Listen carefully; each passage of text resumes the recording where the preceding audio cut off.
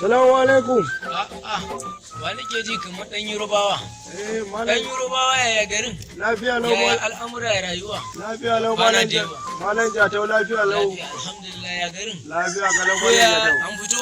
Mun fito. To barka da fitowa. Yawa malam Barka da Jatau. fitowa gaskiya. Yawa yana Dama godiya. an daɗe ba a haɗu ba. An yi ma ba. An daɗe ba a haɗu ba. To yaya garin? Lafiya kalau. Madalla je malam da dan Yorubawa wai kwana da yawa nake jin shiru. Lafiya kuwa? Lafiya lau. To alhamdulillah ni lafiya lau. To ai da mu ka san a ci ba lafiya ba to ai shine matsalar ko ba haka ba. Amma tun da lafiya lau ai alhamdulillah. Alhamdulillah an fito kenan.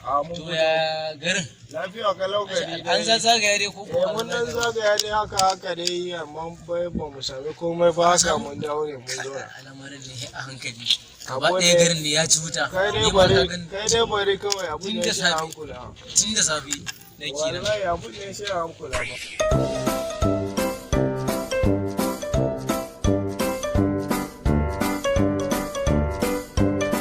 Kai wa'annan kuma wace irin bana suke haka ne? Kaga wancan makafu ban taɓa ganin makafu wanda suke tare kullum amma ba su sadaka yanzu da zaka ba su sadaka da kaga abin da zai fara gurin Su din wannan? ka sai muka ga To yanzu yanda za a yi, ni na san yanda zan musu kuɗi kaga yanda zan zan ba su. Zan ga su wanda irin. Ga sadaka.